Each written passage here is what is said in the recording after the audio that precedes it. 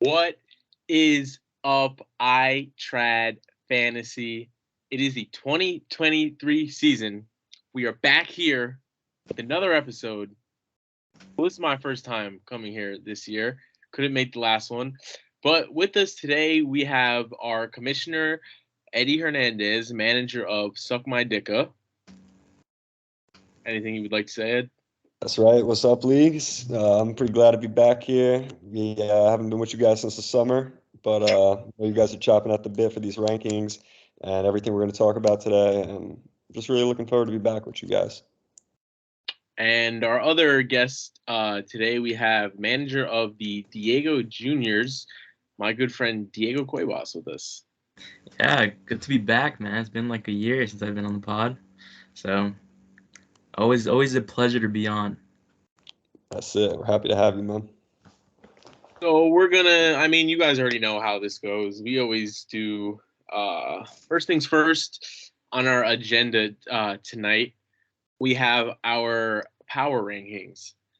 So what we're going to do here today, we're going to take a little bit of a new format this year, time around. Maybe serve a little time, cut out the little bit of repetitiveness we have on here.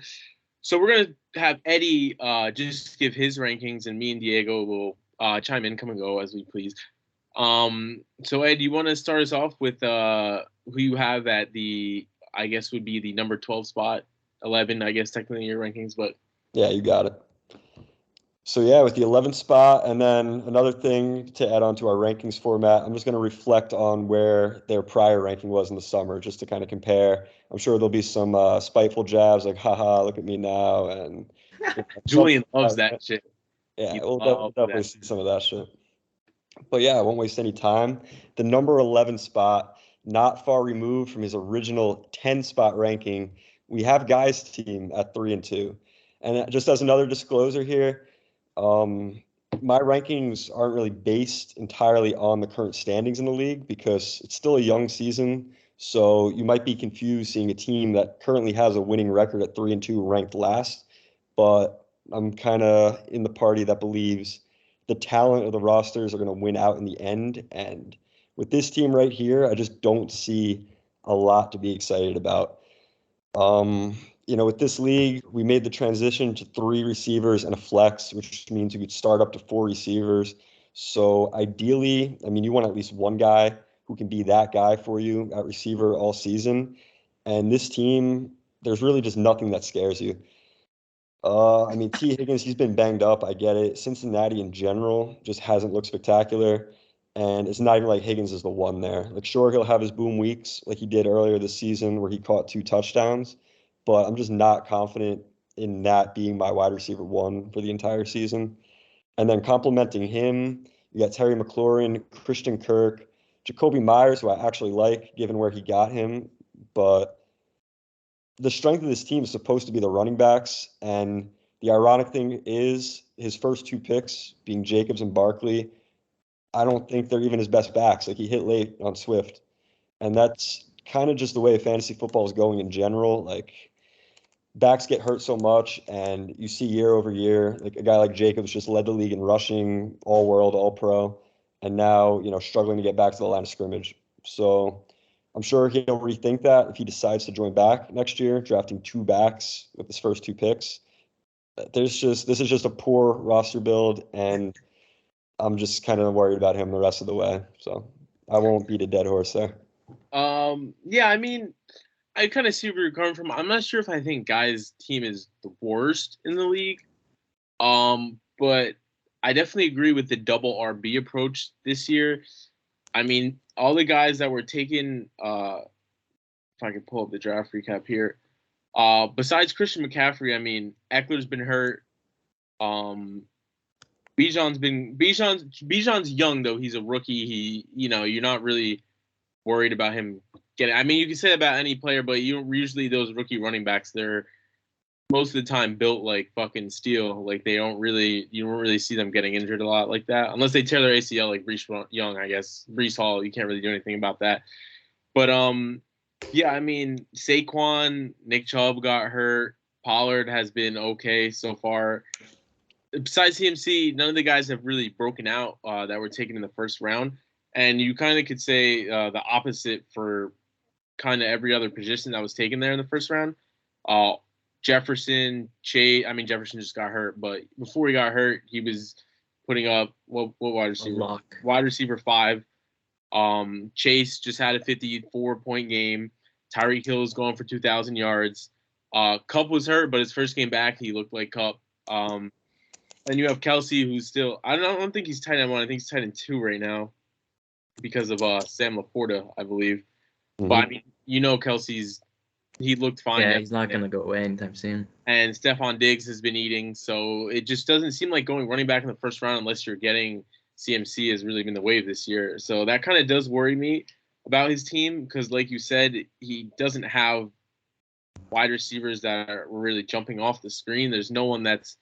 I've never honestly been a fan of Terry McLaurin in fantasy ever. Like never quarterback. Yeah, never.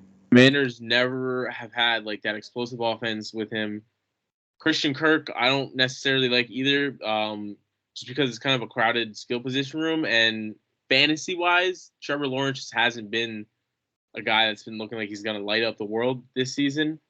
And then Jacoby Myers, where he got him is good. But then he just kind of got just mid-ass wide receivers on his bench. Jerry Jeudy, Treylon Burks, Michael Gallup, Romeo Dobbs. Like, I just don't think a team that. Why does he still have 3 tight ends on his roster, dude? He needs help. In order to win this year, like, you got to have one of those wide receivers that can have that 40-point. I mean, I don't think I've ever seen a start to the season where like a wide receiver dropping 40 is kind of just like normal. Like now, this has been nuts this year. It's a wide receiver league, man. That's why we made the move to 3 receivers. Yeah, you haven't mentioned the other player who scored 50 in this year.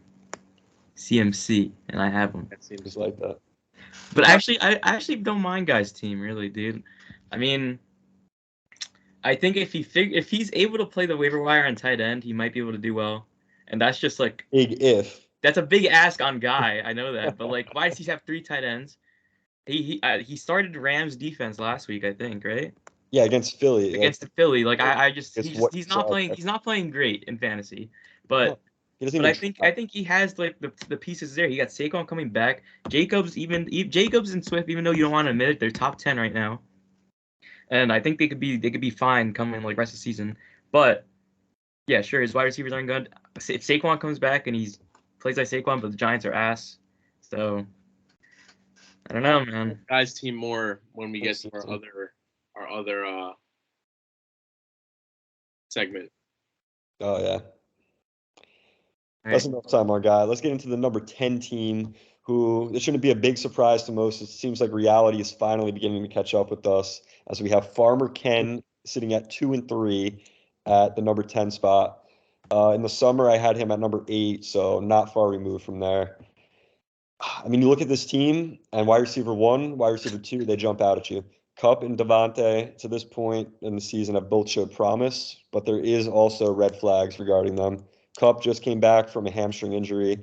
We've seen these things get re-aggravated over the course of the season, and he's not the only guy there anymore. Of course, he's still the number 1, but it's worth mentioning that Puka has been a target hog, so his target share might go down from 30 to 25 or something like that, but still a wide receiver 1. And Devontae is battling maybe also a hamstring. I'm not 100% sure what he's dealing with.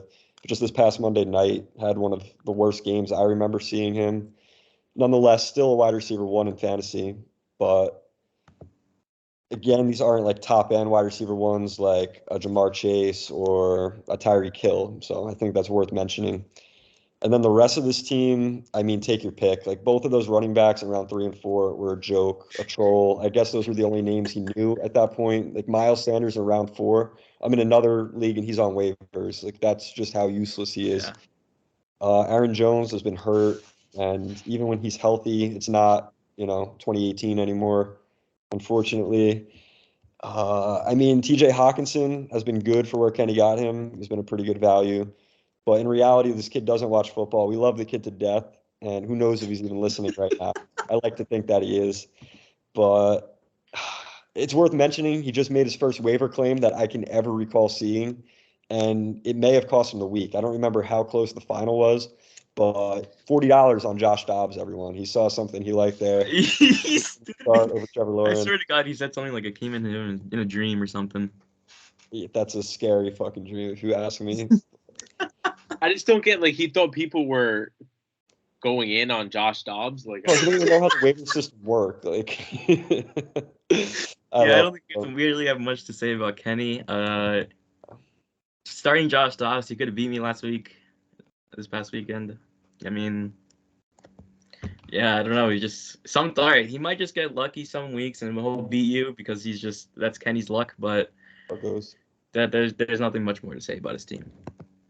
Yeah, I mean, I just think his team's gonna fall off a cliff, really. But we're all in agreement. I got more to say about him as well later. So. Mm-hmm. So this is where the spice starts. At number 9, I know he's certainly not going to like this, but I do have my reasons behind it. Currently sitting at 4-1. I got bias or truth here at number 9. In the summer, I had him at the 4 spot, and it's definitely worth mentioning the loss of Nick Chubb in that offense. And for this team, it was a devastating loss. Anytime you lose your first-round pick, that's going to be tough to come back from. But for Castro, in his case, Derrick Henry in the second round, again, common theme here. 2 backs back to back, especially that style of running back where they're not heavily involved in the passing attack. Just kind of, grinders who are usually close to the league lead in rushing and touchdowns, but sometimes leave you hanging. Like, I remember a game this year, Henry had like 2 points against Cleveland. They have that other back, Spears, that has been getting some, considerable usage. So, again, Henry is, at this point, I think we can confidently say, past his day in fantasy. So as your RB1, not really excited about that. And considering the receivers that went after him in the second round, that's going to be tough to rebound from. The strength of this team right now is probably, Keenan Allen and Amari Cooper. I mean, Keenan has been tearing it up. No one would believe he's 31. But at some point, teams don't have to worry about Mike Williams anymore. He's going to get more attention. I think he does come back down to earth to some degree. And, I mean, it's worth mentioning he got Zach Moss off waivers. I don't know how that situation is going to play out with JT, but to this point, we just saw him shred the Titans' run defense, which prior to last week was, respected as a top run defense in the league. But aside from that, I mean, Darren Waller's looking like a bust, even though he's coming off his best game. I don't think you want any part of the Giants this year.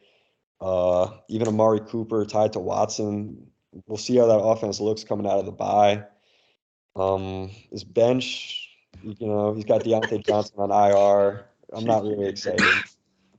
It's a shame because Anthony Richardson, whatever games he's been in, has been able to complete. He's looked like a fantasy superstar, but now he's dealing with a separated shoulder, and I'm not sure how it's going to work out the rest of the year for him. So 4-1 right now, and he does have a nice cushion record-wise on a lot of these teams. But in the long run, I'm not sure he's going to be able to cling on to one of those final playoff spots. Yeah, I agree with some of your points. I don't like Darren Waller. I agree with that. I do feel like he's already got 4. I mean, this kind of goes into our later section, so I'll save my thoughts for him as well in the later section. No worries. I think he he's just been battered with injuries. It's really just been unlucky at this point. But I just don't think with the state of with Richardson out. I mean, Brock Purdy maybe could be a 2020 game guy. Yeah. If the 49ers keep playing like they do. It's just that there's just not. I just don't know how long the Zach Moss train is gonna run. That's it. And outside of Keenan Allen, like when you look at his team, I don't really see anyone that's gonna be going off like anytime soon. I mean, Brandon Cooks is like a waiver wire guy at this point. Yeah. Yeah, pretty much. Yep. So that'll bring us to the number 8 team, which I was much higher on in the summer. I had Wilson at number 5 back then. I got him penciled in at number 8 right now. In the standings, he's currently sitting at 1-4. He just got devastating news this morning with Justin Jefferson going on IR. At this point, it doesn't look season-ending, but given the state of the Vikings, I don't think they're going to be in any rush to get him back. So I'd be very concerned with him on my roster personally. He's kind of middle of the pack here. You still got Josh Allen, locked and loaded, top 3 quarterback every week. He's got a decent or deep, whatever you want to call it, assortment of running backs. Like no one's jumping out at you at a Kamara, Pacheco, and Ramondre Stevenson, who kind of hasn't lived up to the hype. But they're all still playable. I mean, a guy like Pacheco this week against Denver, you're probably pretty excited about. But I don't think any of them really scare you as like, wow, this guy can drop 30 points on me, like win you a week in that way. At receiver, obviously without Jefferson, this is a completely different group. Godwin as, I guess, a 1 right now, just the way his lineup looks. Not ideal. He's more of a 2. Same goes for Pittman. Nico Collins has shown that blown up potential, but then a week like last week, and there's been at least one other week this season where he kind of goes missing. So as my flex, I love it, and that's pretty close to what he has him as. So, I mean, Wilson, this is usually the way it goes with him. He's usually early season, preseason, everyone kind of sleeps on him. And then one way or another, like his first year with us, I don't think he made the playoffs, but he picked it up down the stretch, like made a good run of it. Last year, he got hot. He made that controversial trade with me, Mixon for Allen, went on to make it to the semifinals, losing by only a point, I think. So, I mean, he's not going to give up. He's a fighter. He enjoys this league. Just right now, I don't know if he has the pieces to really make a run at it, but I'm confident that he's at least going to keep at it and keep trying to make that team better. We'll see if he makes any trades coming forward. Yeah, with that injury to Jefferson, I don't see it with his team. Mm-hmm. I think Ramondre Stevenson probably belongs on waivers. And that's going to be like a weekly starter for him. Maybe not on waivers, but he's going to be a weekly starter for him. Pretty bad past 3 weeks. So, I mean, who else is he? I mean, he's got A.J. Dillon, I guess. Actually, he's got that guy, Jaleel McLaughlin, now. So if that guy could blow up, maybe. But with Jefferson, I don't see his team. It's just a lot. He has a lot of guys that are just in not great offenses. Like, he's got Nico Collins, who, I mean, CJ Stroud's been slinging the rock, but are the Texans? He could go to fucking Tank Dell. He could go to. It's just a lot of mid offenses like his players belong to. I mean, he's got Godwin in Tampa Bay. I'm not really that. So I think Tampa Bay is going to be that team where, like, in the beginning of the year, they were playing good, and then they just kind of, like, fucking fall off a cliff. Damn. That's kind of just how Baker does it. So, like, Baker just goes cold for, like, 6 weeks at a time. Nico Collins in Houston. Michael Pittman now playing with Gardner Minshew for at least the next 4 weeks, right? Did Anthony Richardson go on IR? He probably will if he hasn't already. I mean, don't even get me started again on Ramondre on the Patriots offense. It's it's a bottom 2, them or the Giants, I guess, worst offenses in the league. And then he's got he's tied to the Broncos offense with 3 players on his bench. Green Bay looked okay. He's got Dillon. And actually, Packers, he's got 2 Packers and 3 Broncos, and then he's got Matt Breida. So when you look at his bench, nobody's coming off that bench and doing anything. So he's kind of just stuck with the players that are in his starting lineup right now, which I'm also not really that confident in. So yeah, it really sucks about him too, dude. Jefferson going down, like his team could be competitive. Jefferson doesn't go down, he gets like an instant lock, 25 points. Like absolutely. Like I would be much more scared of his team if he had Jefferson, but now it's just he kind of just falls down to next year. That's it. You better pray he comes back because it's going to be a long season without him. That brings us to the number 17, and it's clear that all spite is removed here because he's currently sitting at 0-5. Love Hurts I had ranked at number 9 in the summer, so despite not winning a game, I actually have him up 2 spots, which may not make sense to some, but this isn't the same team we saw back then. This team has made some moves, some good, some not so good. But right now, currently sitting with Jamar Chase, who just dropped 53 points. Maybe there's some recency bias there, but to me, he's just one of those top 5 assets who can win you a week. I mean, this kid just did score 200 points, albeit in a losing effort. Who? This is Kevin. No. He lost it to Justin, Ed. Yeah, that was a heartbreaker. I had to kind of grimace just watching, even though how much I hate the kid. Yeah, but that one hurts, dude. As a fantasy football player, dude, that just hurts. But if there's anyone who deserves it, is this fucking kid. And I think we can all agree on that. Person of fantasy. Well, since Stone Ages, this kid has just went straight at the fucking. We'll talk about that because I mean he didn't, Jamar Chase didn't just grow on a tree. He made a little bit of a move here, swapping Waddle and Hurts for Fields and Chase. And when the season's said and done, I mean, there's a chance that Fields just straight up outscores Hurts, and it's pretty clear that at this rate, Jamar is going to outscore Waddle. I mean, Ty's not in a terrible spot from that. Like, it wasn't the fleece of a century, but it's enough to make a difference here. Yeah. He should have gotten one more good asset. Absolutely. Sure. But I mean, definitely fucking he just took the newbie, dude. It's just that's what he did. I blame Big Bro for not looking after him, man.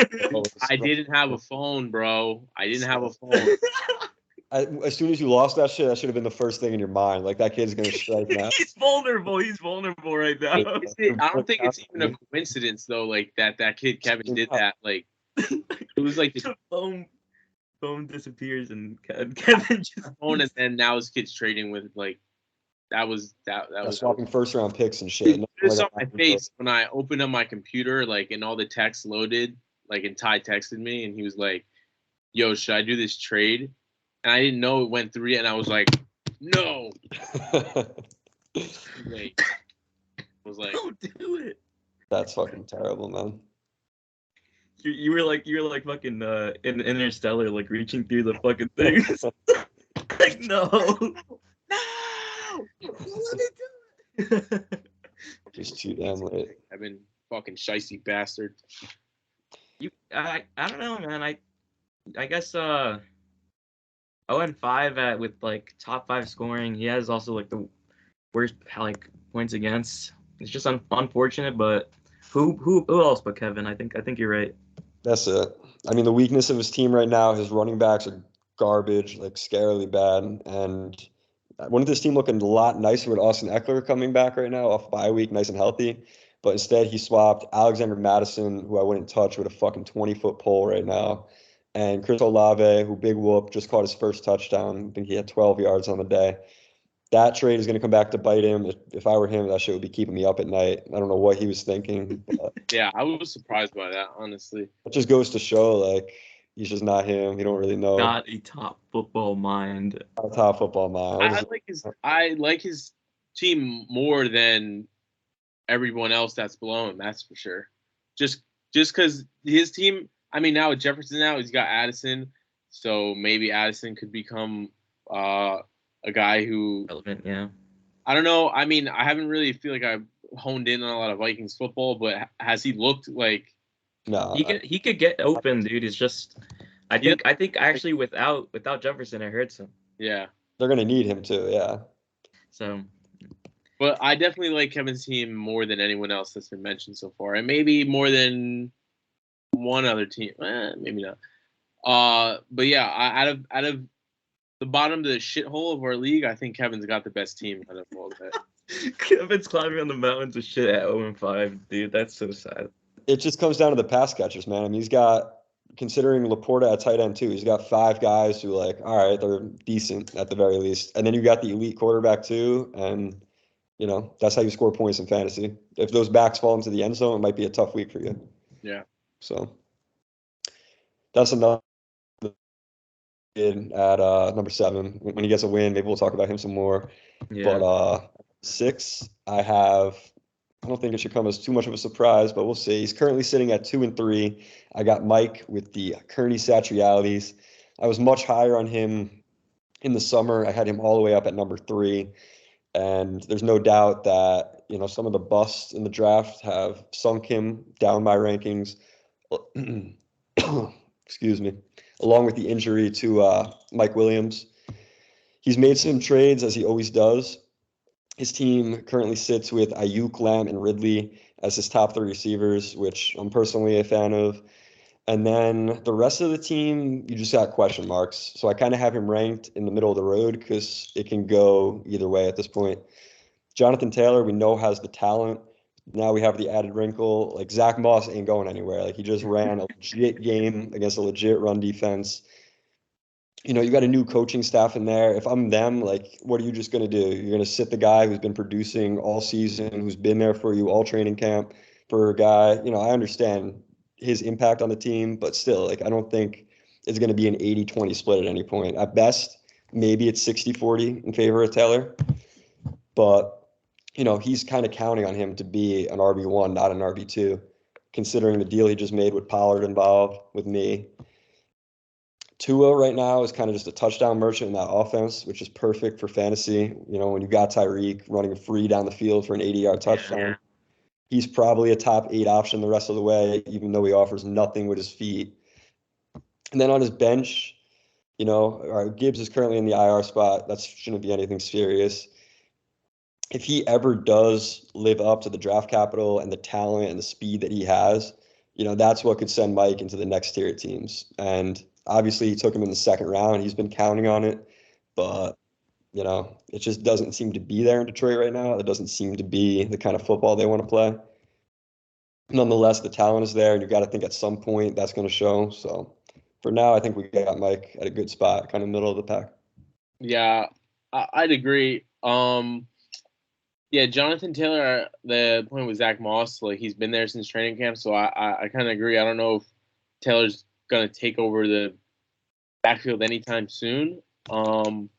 Brian Robinson is the guy who needs to fall into the end zone in order for him to, like, put up 10 points. Hunter Henry, like I said, Patriots offense, I would not even bother rostering any player from there. His wide receivers, I am not a fan of CeeDee Lamb this year. I think the Cowboys are just fraudulent. Any games where that offense is doing well, it's going to be because they're running the ball. I don't see CD as that guy that has that same ceiling as the elite wide receivers in fantasy. And as you saw last night, when they play a good defense, that's probably going to happen like every time. For me, CD ceiling is like if he catches a touchdown, like a 35-point game, maybe. Like, I just don't see Dak. I at this point, I have no faith in Dak. I don't think Dak's going to be throwing for 300 plus all these games. The Cowboys are winning games because they're running the ball, which would have been nice for him to have Pollard and CD. That way, I mean, if he was already going to tie himself there wasn't really any point of getting out of it and going for Jonathan Taylor. But Ridley, I like Ridley. But Ayuk, it's the same thing. I have Debo with the 49ers offense, the pass catchers, it's just going to be one of their nights. Like, you saw last week 2 weeks ago was Brandon Ayuk's week, so Debo went missing. This week was George Kittle's week, so Ayuk had 9.8 and Debo had 11. So he's the 49ers pass catchers. It's just going to be one of their weeks, and maybe the other ones get you 10 points. Because it seems like that's just how Brock Purdy operates. He just wants to throw to one person the whole night.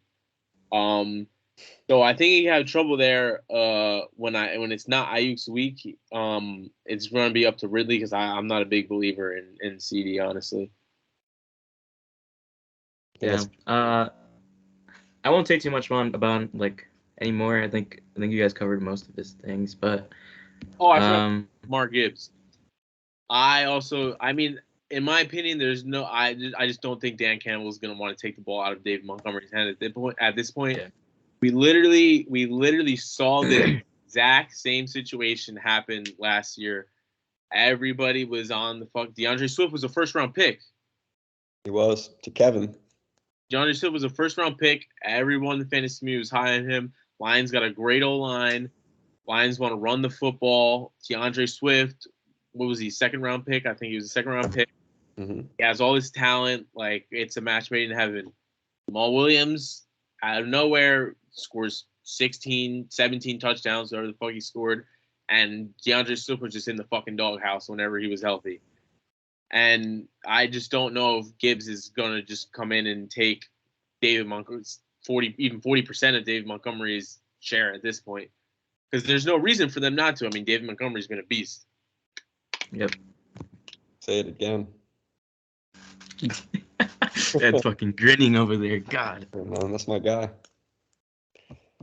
All right. So now we got to the top 5. And again, based on this record, might be a bit surprising. But then you look at the team, I think you'll see what I'm seeing a little bit.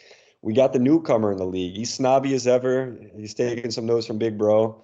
We got CD's nuts. And this team would probably be even higher if they still had, Jamar Chase. Yeah. I don't see a huge difference between Hurts and Fields fantasy-wise.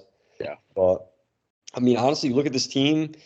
You got guys who, are going to have some down weeks every so often with Smith and Waddle because, they're the number 2s to Hill and A.J. Brown in their offenses, but still great talents, very solid fantasy, either low-end 1s or high-end 2s. Adam Thielen, don't look now, but is currently a top 10 receiver, I think. Nuts. You got the 5'9", 5'10" quarterback who can't really stand up in the pocket. You just see Thielen, 5 yards past the line of scrimmage. I think he caught 10 passes last week. Just a sneaky kind of gross flex that it's early. Who knows how long that lasts, but as of right now, seems pretty legit. Kenneth Walker has kind of been like the most low-key elite fantasy back at this point in the season.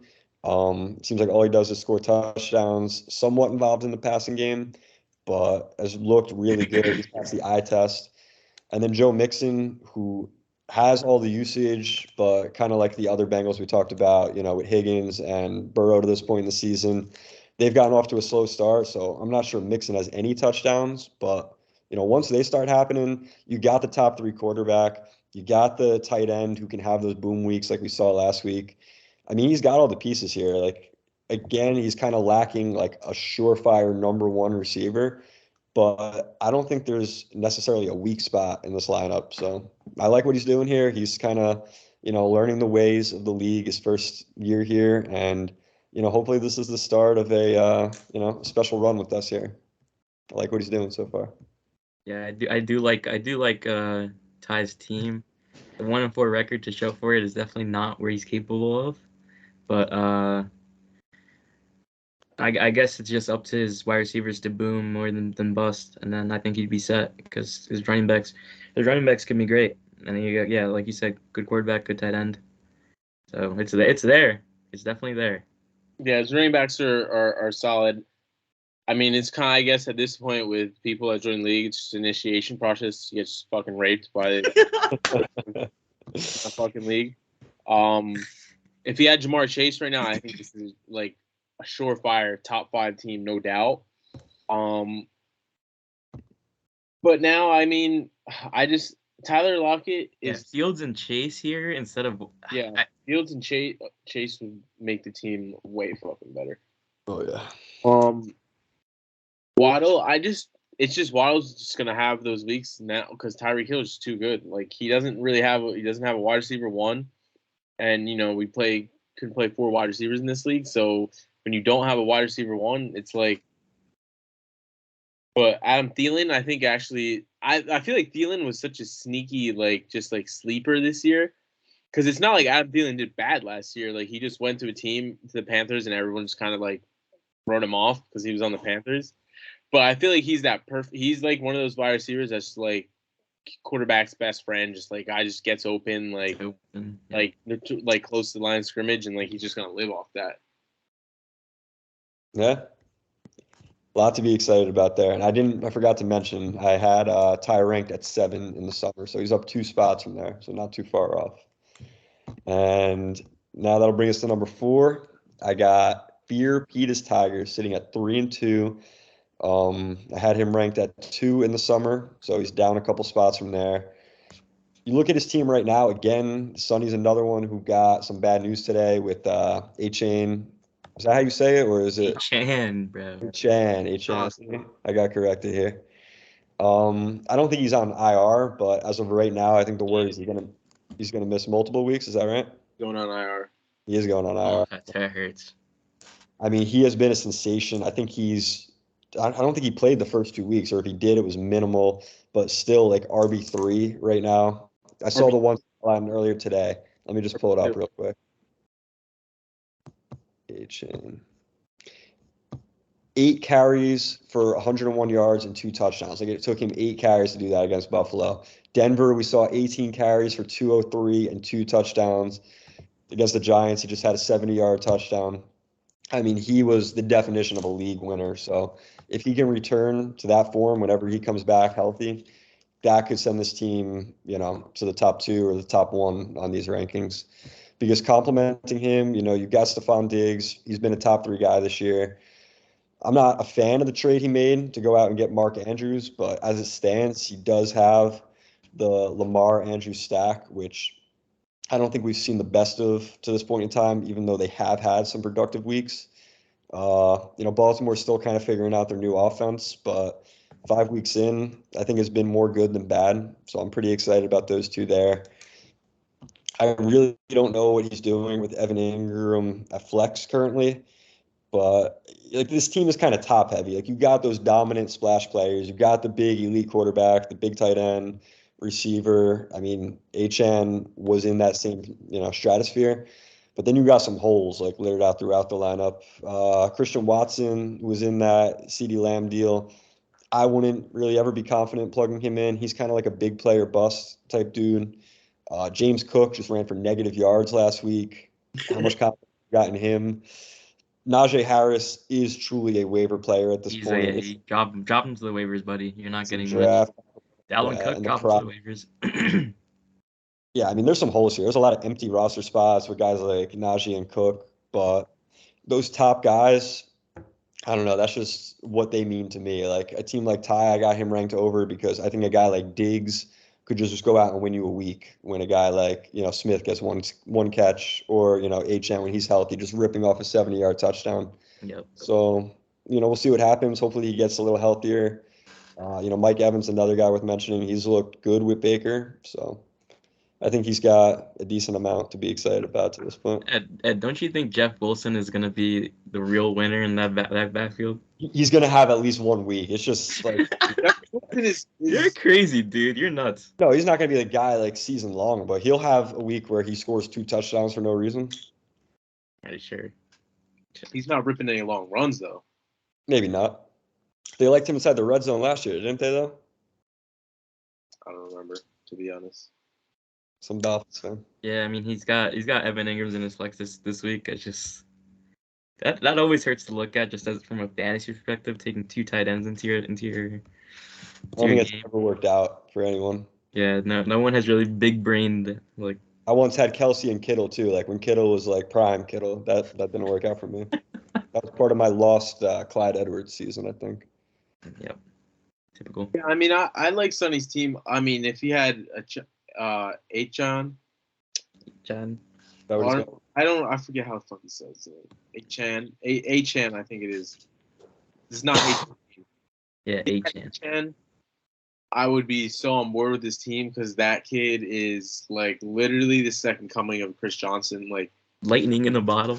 Literally, like when he like turns on, like takes angles, he does not lose any type of speed. Like, he literally just, if he gets like 5 yards of space, he just runs around people. Like, it's fucking insane. He was definitely a league winner this year. I'm pretty sure, I don't think they placed him on IR yet, but I'm pretty sure I read a couple of things saying he was definitely going on. Yeah, I read a couple of things that he might go on IR for sure. Hopefully for him, I don't think it's guaranteed Jeff Wilson comes back this week. I just know that they're activating his 21-day window to take him off IR. I'm not sure if he's actually playing this week. He's gonna have to plug in Najee or Dalvin Cook or something. Najee's on bye, so it's, I guess, got to be Dalvin Cook for him. Dalvin Cook, or he's gonna have to go to the waivers this week. He's looking at the waivers. I know who he's looking at. James and Dalvin Cook this week. He's gonna have to go. No, he's looking at the Cardinals running back this week. Yeah, well, who fucking is it? Good off that. Ed, you don't like him? I mean, I don't even know the guy's name. See what James Conner did in that line, dude. Dude, he's just gonna be the Eno Benjamin of last year. Like, I'll have to look into the numbers to see how much he's worth. Ed, you don't have enough, bro. I would not drop anywhere near what I have left. I got like $60 left. No shot. But yeah, I mean, I think Sonny's gonna make the. Well, I'll talk about that in my next segment. Go on. All right, let's see what we got. So that brings us to the top 3 here, and there might be some spite, but I think he'll be more happy than anything. Our biggest riser from the summer, originally ranked at dead last. The Cardiac Kids sit at 3-2, looking to right the wrongs and prove some narratives wrong. I guess I'll speak first on the trade that me and Jewel made. That kind of, in my opinion, helped right the ship for him. He got some backlash for it initially, trading Jonathan Taylor for Puka, Roshan Johnson, and Elijah Moore. Puka Nacua, again, fits the definition of league winner. While he wasn't the one who picked him up, you essentially plug him into where he got Jonathan Taylor in the draft in the 8th round. And I mean, he's basically been Cooper Kupp for the first 4 weeks, getting the same targets, the same usage. He's been a top 5 receiver. And then this past week, still heavily involved with Kupp on the field. He proved it. He proved he could ride. And that's a big green check, a big box to check there. He's not going to be a top 5 guy the rest of the year, but top 20 is reasonable. I mean, maybe even higher. Maybe that's too conservative because that Rams offense, they just love peppering guys with targets underneath. You can go and get 12 points on a drive like before you even blink. It's ridiculous. But as far as everyone else goes, he's kind of like the perfect blend of the last 2 teams. Like he's got the depth, at least in my opinion, and then he's got some of those big splash plays. Travis Etienne proved this past week. He kind of emphasized that he is an RB1 in fantasy, close to 40 points. We love to see it. He's still got Travis Kelce performing at a high level. So, those are the 2 guys, in my opinion, that can go out and just straight up win you a week, have those big monster games. And then you got guys who complement them, which is good and kind of floors, if you want to call it, like Puka. He's at this point going to fall somewhere in between with, security blanket, 12-ish points, can still go out over 20. Garrett Wilson, obviously he had high hopes for coming into this year. In fantasy, can still hopefully be a wide receiver 2 and have some, number 1 weeks. But as far as everyone else goes, I mean, personally, I think this team's biggest deterrent is going to be what has always brought this kid down, his own personal bias for the Browns. Sean Watson can easily anchor like a week, if not like the whole season. Yeah, then he's gonna just he's gonna put in the Browns defense. They're gonna get trampled on 1 week. It's just, I don't know. I mean, Elijah Moore has gotten good targets, good usage there, but Watson has to show that he's still that same guy from Houston. At this point, it's been bad, and I'm concerned. But going forward for Jewel, I'm excited about Roshan Johnson, who we also got in that deal. He's going to have a chance to show it against some bad defenses with no Khalil Herbert. So if there was ever a time, I think the time is now for him.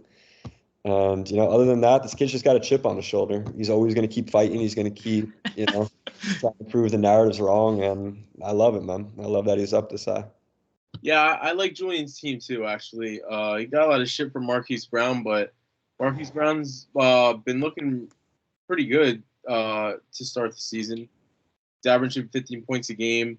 I like Etienne as well. I liked Etienne coming into the draft. Unfortunately, I didn't get him, but I thought he was going to be pretty good this year, and I think he's going to be a top 5 back to finish out fantasy. Rashard White, maybe. I mean, I saw a lot of stuff saying that he was getting, I forget what the percentage was of the snap count or whatever, but he's being used a lot. But I just never was really a big believer in him. But I mean, we'll see what he has in him. And then Puka, he's been great. Kelce, and Garrett Wilson is really the only. It just sucks for him. Aaron Rodgers tore his Achilles, or else Garrett Wilson would have definitely been really nice this year. But Julian, I think, has some of the best depth in the league, to be honest. Say what you want about Dameon Pierce, but I mean, for a guy who's on your bench, you just need to plug him in for a week. That's a pretty good option to have there. Njoku, I mean, we'll see what he can do. I'm not sure. I don't know. I think Njoku has the talent, but he's just never we've just been waiting on that Njoku breakout since 20. What was he drafted in like 2017, right? Yeah. Like that. He's been waiting for so long. Jordan Love, who looked like a good QB stash first 4 weeks, or did he shit the bed last week too? Oh, you should have. You watched the game last night. Shit the bed past 2 weeks. Oh God, 4 points. Yeah, I mean he looked like a really good pickup to start the season, but that was bad. Then he's got Elijah Moore and Njigba, both who Njigba hasn't shown anything yet. He just needs one of those wide receivers to go down. For someone to have on what he dealt for him, who was it? Nothing. Basically waiver players. He traded Tutu and fucking Rashid Shaheed for him. That's fucking... And like I think I don't get his JSN was Mike's baby. Like you could. Yeah, he loved him coming into the year. That's literally Tutu and Rashid Shaheed. Like that's literally 2 waiver fucking wide receivers. Like, that was like just a steal, like fucking stash for him. Yeah. Absolutely. All right, at number 2. I promise we didn't draw it up this way, but it appears the 2 people on my screen have made it to the top 2. There's no glazing going down here. There's no bias. Straight up honesty. I'll start with the number 2 spot. I originally had him at the number 6 spot in the summer. Currently sits atop the league standings at a perfect 5-0. We have the Diego Juniors. The first thing that's going to jump out at you with this team, you got the dominant running back duo with McCaffrey and Eckler. Say trio, say it. You know you want to say it. And we'll talk about Kieran Williams, who to me is a nobody. Right now his numbers are inflated. That's just, the Rams offense living in the red zone so frequently to start the year. He's kind of been a touchdown merchant with some flash here and there. Personally, I'm not a believer, but as your flex, I will admit you can do a whole lot worse right now. So I'm not, opposed to that. Joe Burrow showed last week that, maybe he can kind of reclaim some pride, some usage, something for the rest of the year. As long as you're throwing to Jamar Chase, you're always going to have it within your, realm of possibilities to have that 400-yard game. We've seen a 500-yard game from him. Again, I picked him up on waivers that week. Rookie year versus the Browns, I'm pretty sure too, right? It might have been versus the Ravens. It was like ridiculous. Maybe it was the Browns. I don't know if he's ever beat the Browns. Anyway, no, he hasn't. Julian loves to boast about that one. Yeah.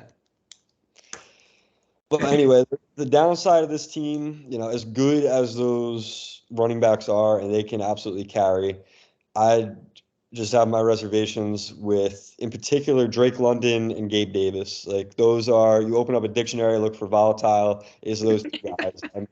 Gabe Davis at least has been solid. You got Josh Allen throwing you the ball.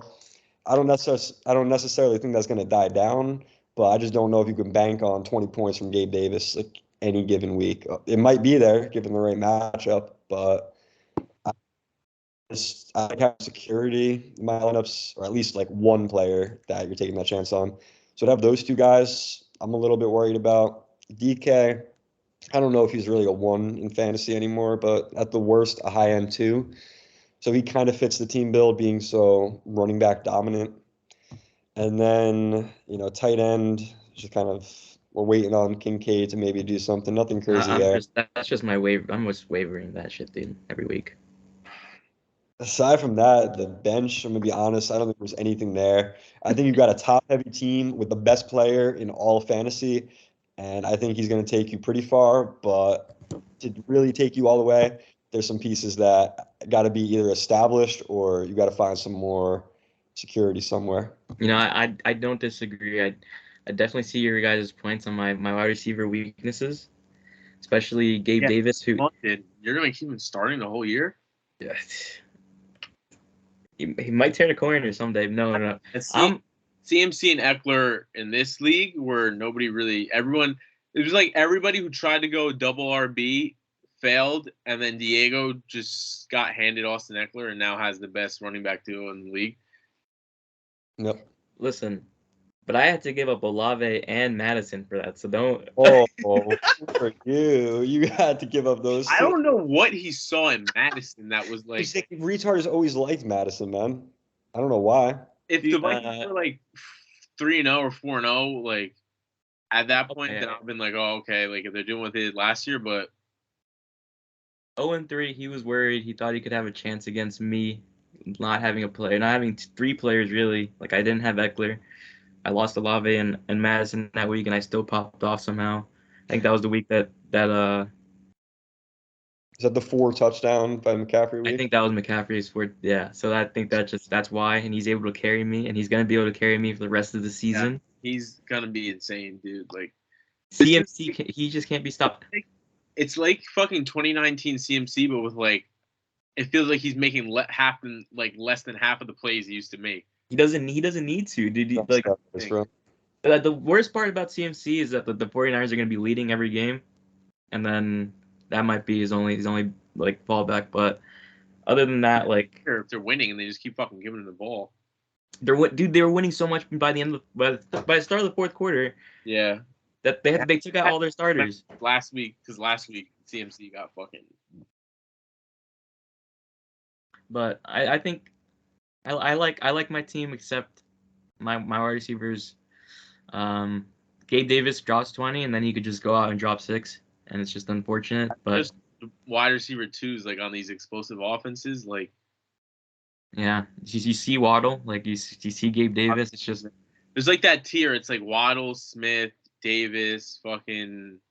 Who else would be in that? Like, I mean, those are the first 3 coming to my mind. Higgins, Higgins, like Higgins for sure. Those 4, that tier is just like really all the same receiver. Like they're just living in the shadows, and then hopefully like they have those 1-2 pop-up games, and then that's what I'm hoping on for Gabe Davis. I don't like Drake London at all. And listen, man, I don't have a better. You want me to start Robert Woods this week too? Ritter threw for 300 yards last week. Maybe there's something. But he didn't throw it to fucking Drake London. He threw it. Who's he throwing the ball to? Mac Hollins, man. I don't know why. I swear those are the first 2 guys he looks for. Pitts in London, top 10 picks. Don't mean nothing to him. Yeah. But all right, talk about Ed. Stroke off your fucking co-host here, dude. There's nothing like that. But it was clear to me in the summer he hasn't moved from my top spot in the rankings. Again, just kind of reinforcing that I think he aced the draft. He kind of understood the way the league was going, the way the NFL was moving. That wide receiver trio, when it hits, it hits. I mean, 210 points last week, and that wasn't even with a Debo game necessarily. I mean, I think there is the perfect storm scenario where it's a Brandon Ayuk week and a Devontae Smith week and a Jalen Waddle week, and maybe this team only scores 120 that week.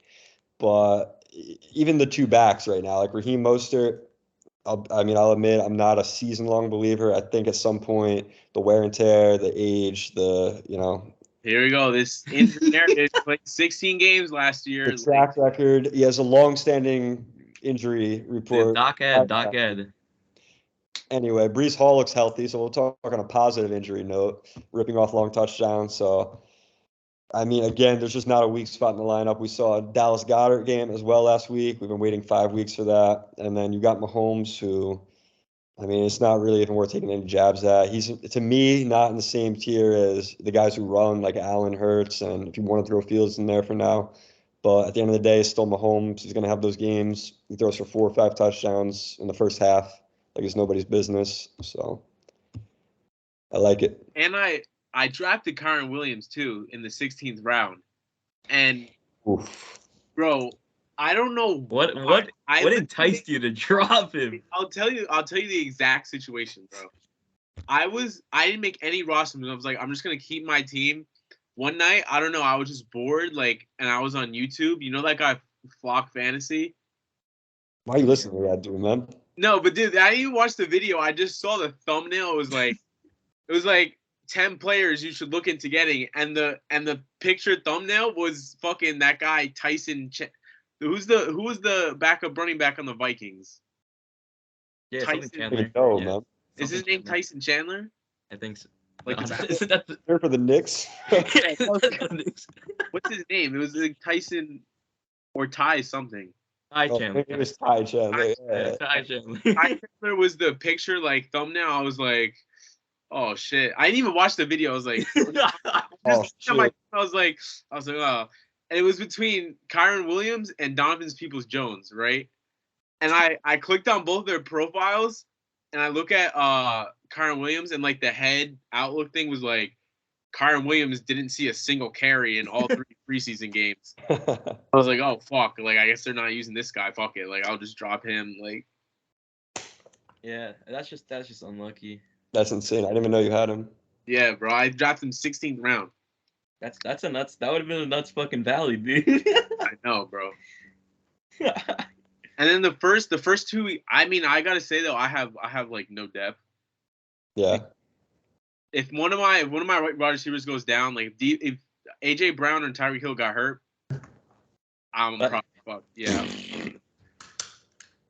I gotta say, didn't really pay attention to my team waiver wire wise the first 2 weeks. I should have. Dude, you had like 200 going into like week 4. Yeah, the first 2 weeks of the season, I didn't really watch week 2 at all. And week 1, by Tuesday, I was already in Peru, so that shit was just shot. That week, that like Tuesday to the next Tuesday transaction, like week 1 and week 2, I didn't make any fucking moves. I mean, I lost my fucking phone. Like I was just in a different. All right, wait. Let's talk about Ed's team real quick. Yeah, let's talk about Ed's team. So where I would have you right now, I guess if I didn't count myself, I'd have you at my number 1. Oh. So when you look at Suck My Dick, I mean, Justin Herbert was a guy who I thought like about taking instead of going for either Mahomes, Fields, or fucking Allen. But I don't know, I didn't expect Mahomes to be there still when in the 3rd round. I was like, shit, like I'll take him. And then Herbert's been new. I think Herbert's gonna have not maybe an MVP season, but like his floor in that offense is 20 points a week, and you got him in what, 5th round? Yeah. Yeah, like that was like when I got Hurts last year in the 5th round. Mm-hmm. But Bijan, I think, is going to be stud. Pollard, if the Cowboys are snapping, Pollard's going to be involved. Amon St. Brown, DJ Moore, Zay Flowers, I like a lot. I mean, I told you that I was trying to get Zay Flowers. Like your trio wide receivers is the 2nd best in the league, I would say, behind mine. That's fair. You have just running backs like literally 3 RB1 with at David Montgomery at this point, like 3 RB1s on the roster. I mean, you got pretty good depth at running back and wide receiver. Rice, I think Rice will be good, but I don't know, bro. I also thought Justin Ross was going to be something, and he just never even got on the fucking field. So. True. But yeah, you don't really have any weaknesses. Like if people go down, like if any of your running backs went down, you got Jerome Ford you could put in. I mean, if it were Bijan who went down, you got Tyler Algier. Charbonnet looks like he might be something, but definitely best step, I would say, in the league. Not really any holes in the starting lineup, so except for tight end, I guess. Tight end is your only flaw. Hey man, Pitts showed us something last week. Yeah, and then he fucking disappears next week. No, I do like Eddie's team. I think I would rate him number 1 or number 2. Just depending, I guess higher ceiling Justin, and then right here is Ed, but I think Ed would probably have a better floor. But other than that, like he covered all his points. I like his wide receivers a lot, and I like his and Bijan and Tony Pollard stack looks nice. If they get going, dude, this is honestly one of the better teams in the league. Yeah. I mean, I know people like in the chat, like Eddie's a fucking complete prick, piece of shit. But I mean, you gotta give him his flowers. Like every year, the past 3 years, he was number 1 in scoring the past 2 years. Got a good team this year. Like we're trying, man. Got to defy that narrative, the regular season warrior. Yeah. Bro, when I tell you, like last year. Bro, at this time last year, I was like shitting myself in fantasy. But remember how bad? I think I started off 1-4 too. Bro, like Pitts was fucking doing shit. Oh yeah, it was terrible. Bro, like I actually had like that's why this year I was like, yo, I actually need to like try and get a good fucking draft plan this year. Cause like, bro, that shit was not fun at this time last year. Like, absolutely not. First year we were doing the punishment, I was like, bro, like my team's not looking good, bro. Like every night. Scary shit. Yeah, like. It's fun being down, bro. But you got to have those years to like realize like shit, I fucked up. Like that was me with Clyde Edwards and fucking Kenyon Drake, man. Said never. Ed, what do you think of Jaylen Warren? Nothing special, man. You don't think he'll ever be anything, dude? Ed, if fucking Najee just drops out of the picture, bro. What happened? You saw that hurdle he had this week? That shit was nice. I mean, I don't know. He could follow the Eckler, blueprint for a career, maybe, but I don't know about this year, man. I don't like that. If Najee just drops out of relevance like he should, then Jaylen Warren takes that spot. I think he could be a beast. Maybe. All right. Let's get into our next session. We're already at the hour mark. Time flying over here. Some good clues. So our next segment is just going to be 7 teams that we think are making the playoffs this year. So I think we should do it. I'll just read off a team. Everybody, you just say if you think they're going to the playoffs or not. We don't got to do the seeding and all that shit because it's not really. Gotcha. I like that. All right. So let's go. I guess we'll go from. All right. We'll start with bias or truth. Is bias or truth making the playoffs this year? If he does, it'll be by the skin of his teeth. Yeah, with that 4-1 cushion, I think that's the only way he gets in right now. Other than that, his team's not looking good, and he drops. I honestly have him drop. I think he drops out, to be honest. I feel like since he's got that, he only really needs to win like 2-3 more games. 3 games, like games. Because did it 7? Yeah, because I think I went 7 and whatever. But there's only 7 teams this year. Yeah, but I think the 8 and 9 seed last year both were 7-win teams. Because remember there was like 3 7-win teams that made it. It was like me, Wilson. Yeah, Julian was left out. I forget if it was 7 or 8. Okay, next team. Next team we have Fear Pita's Tigers. I got him going. I got him in. He's in. I got Sonny as a lock to get in as well. Yeah, I mean, I guess we harped on everyone's teams already. So unless you want to say more about someone's team. Yeah, sure. But next we have the Cardiac Kids. He's my lock, actually, for sure. I got Julian. Yeah, I got Julian locked in for the playoffs as well. He just got a team where he's better looking than there's like kind of in our league. There's like the top like 3 teams got a lot of studs.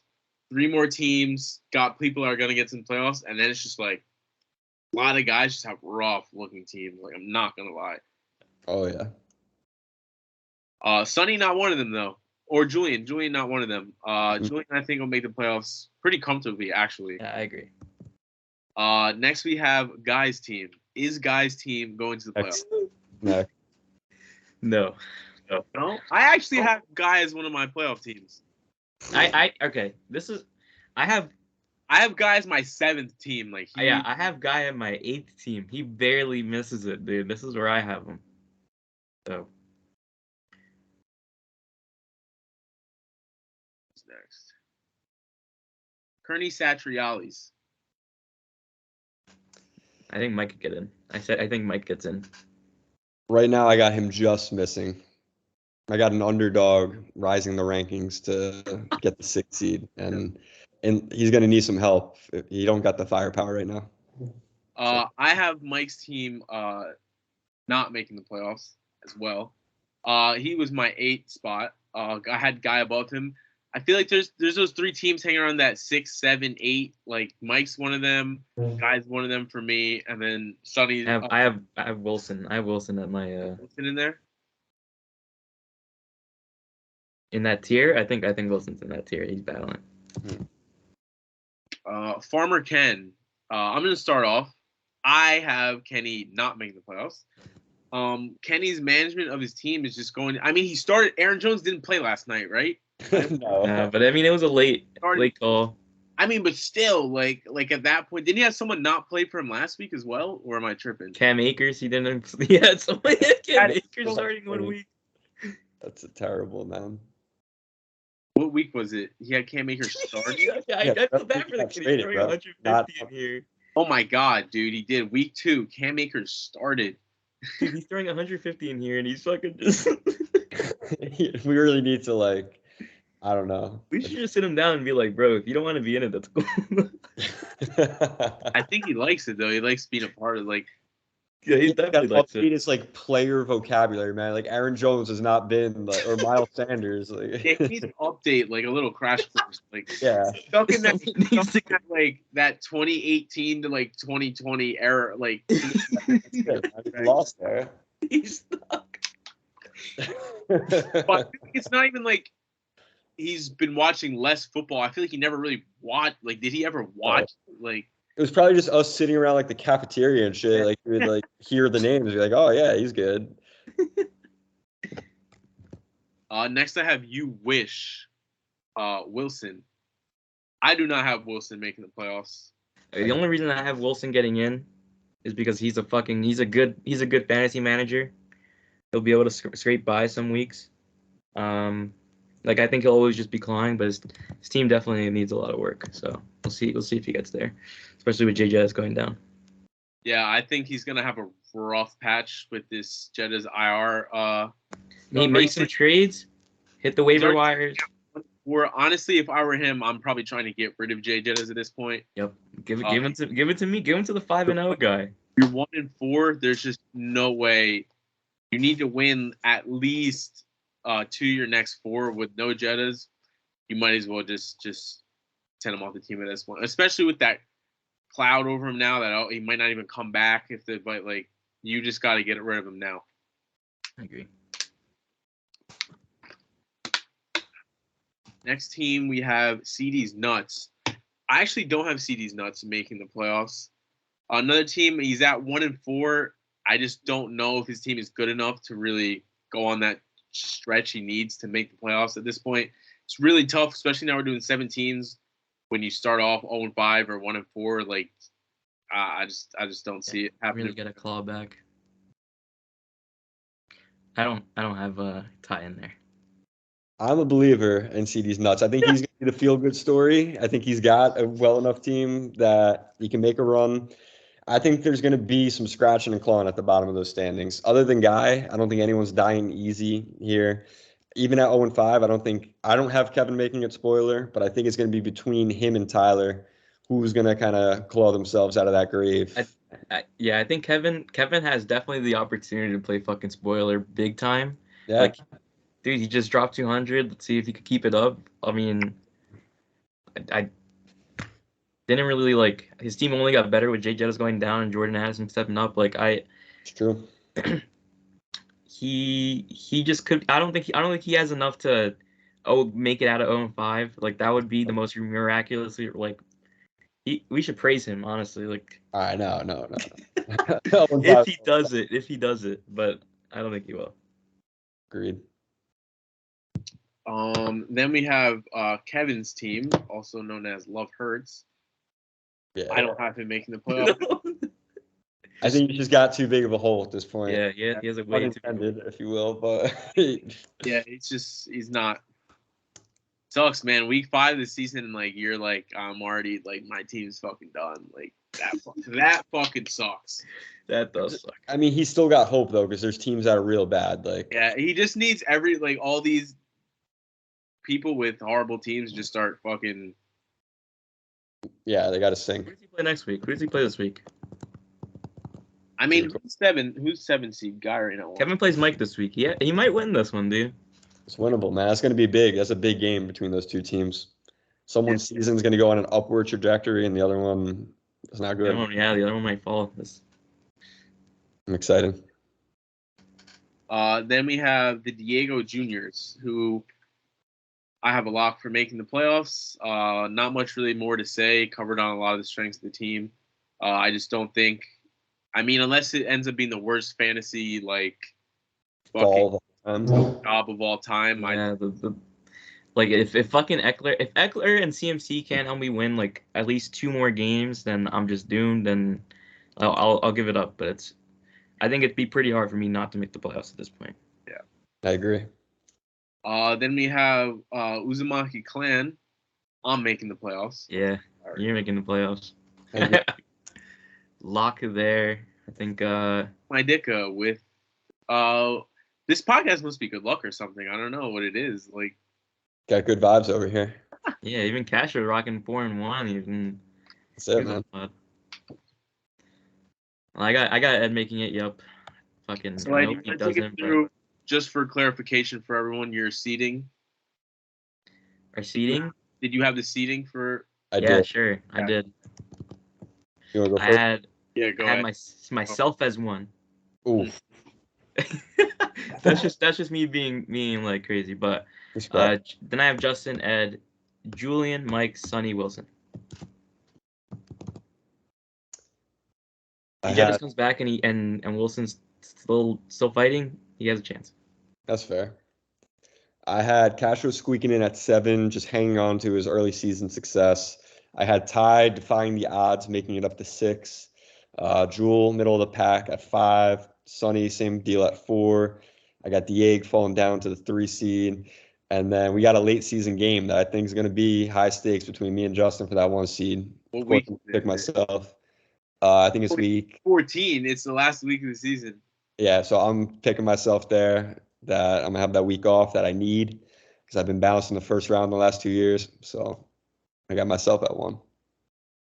I got Guy just making it into the 7th seed for me. Then I have Castro falling down a little bit from where he's at right now at number 6. I got Sonny at number 5. Julian at 4. Diego at 3. Ed at 2. And me at 1. Fucking that. Everyone's a believer in themselves. Yeah.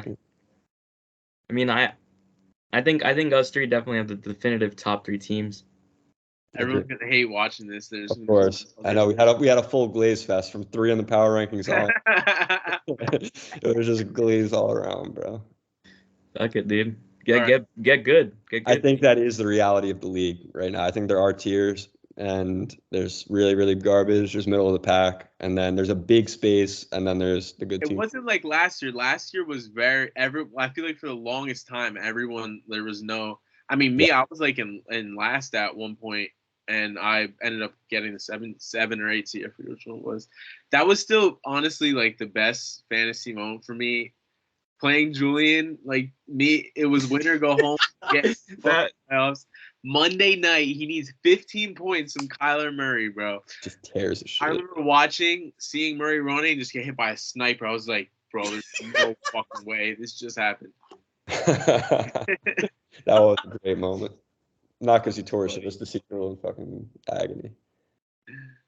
All right, so we'll get into our last segment we have here. Just a quick little note to end off on. We're going to look at the draft, and we're each going to give our biggest bust of the draft so far, or not so far, I guess, for your season outlook, and then the biggest value taken in the draft.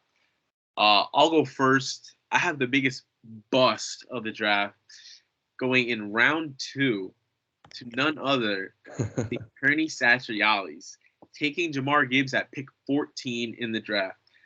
Now, when you look at this round, I mean, it looks like, honestly, the later half all just benefited because when you look how it went out, you had CD taken at 13, who he's been okay right now, but hasn't been better than a lot of the wide receivers who went in that same round.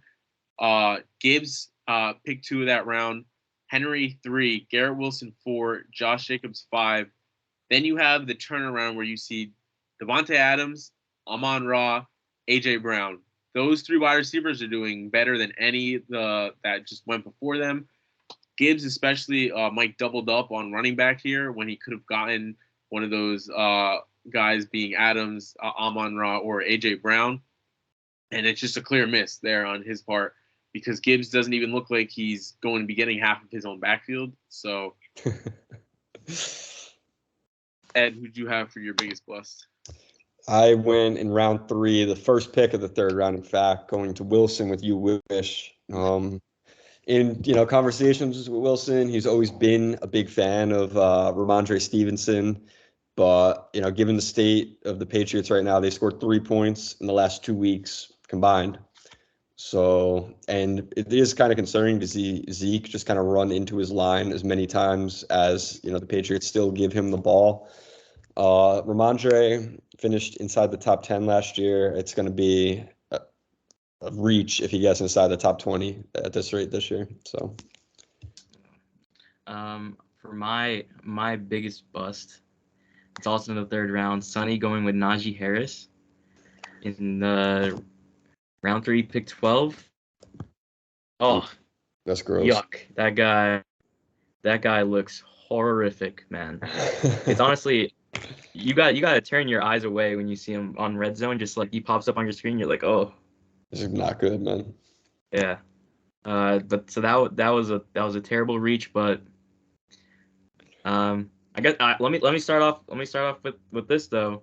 He did get Devon Achane in the 14th round, which I said was gonna be my biggest value, but he got fucking injured now, and now we have no idea what this poor kid, man. It's true. So,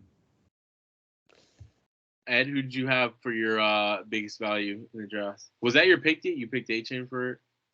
I guess my real one, if I can't pick someone got injured, Zay Flowers in the 8th round. Eddie, you got a nice pick there. That was good.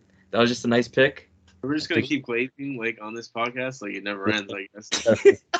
Not even trying to glaze, dude. That was a good value pick. I appreciate it. Mine, no coincidence or not intended. Going back to you, Wish. So we made up for what I had as the biggest bust with arguably the biggest value at the last pick in the 10th round with Nico Collins. I think he's a good volatile flex play with Stroud slinging the ball the way he's been. He's had some big 30-point outings already. I don't like him as a 1 or 2 in my team, but as a 3 or a flex, I think that's a great value there. My biggest value of the draft, I'm going to give some flowers to Guy Fiorito. In the 7th round of the draft, at pick number 80, Guy selected DeAndre Swift, who is looking like, if you're the starting running back on the Eagles, that's just RB1 material right there. Whether or not Hurts is pushing his way into the end zone, that's what is the best offense. Maybe I guess the Lions, if you want to say Lions have a better offensive line, but top 2 offensive line in the league, a team that always runs the ball well year in and year out. And he's just going to get a lot of opportunities there. He's RB9 right now, but that's because he really didn't get any work week 1. After week 1, 29, 16, 18, 17. So, looks elite. Looks up there. It's pretty good for Guy, which he kind of needed since the 2 running backs he took in his first 2 picks are kind of not looking good for him. But that's all we have here for tonight. Nice hour, 20-minute long episode for you guys. Anything you guys would like to say before we I know. Yeah, I'll start. Justin, you're going down this fucking week. Oh yeah. CMC this week, bro. CMC Eckler. They're dropping 50 each. Yeah, but I think my team's about to snap. We'll see what Mahomes says. If Mahomes goes off Thursday, you're beat. You're beat. Yeah, probably. Thursday. Short week for Mahomes though. Yeah, and Brees Hall doesn't have a great matchup playing Philly. They're gonna torture. Both of our teams could put up numbers, and then I also could put up fucking 100 and barely squeak out a win. So honestly, hopefully the 49ers can't run the ball for shit, and they have to pass versus Cleveland. That would work in our Debo baby. I need a Debo baby game. Mostert and Hill should go, especially if fucking. If Jeff Wilson plays, I'm not really worried about him. But if he doesn't, it's Salvin Ahmed and Raheem Mostert. Yeah. Sure. Yeah. Well, good luck this week, Justin. May the best man win. Anything you want to say? Any last comments, Ed? Yeah, man. It was a fun podcast. We had a good group here. Hopefully, we can bring it back in a couple weeks. Hopefully, we didn't ruffle too many feathers out there with our rankings and our analysis of the teams. If you don't like what we got to say here, feel free to make some moves. Anytime. Yeah, even come on. Yeah, give us a piece of your mind. Better yet, but nonetheless, the season's young. A lot of things are going to change by the next time we're on here. So wish everyone good luck, stay healthy, and keep up the competitive spirit here in the league. Yeah, I apologize to the audience if this might have appeared like a Glaze Fest. It wasn't planned. It kind of just the way it ended up going. But yeah, I mean, I hope everyone's players stay healthy. Except for who I want to be spiteful to right now. No, I won't be spiteful to anyone. I hope everyone players stay healthy. As always, it's a pleasure doing the podcast with you guys. I hope everyone enjoys the material we have for you today. I just want to say one more thing, actually, to Kevin, because I know we harped on him a lot.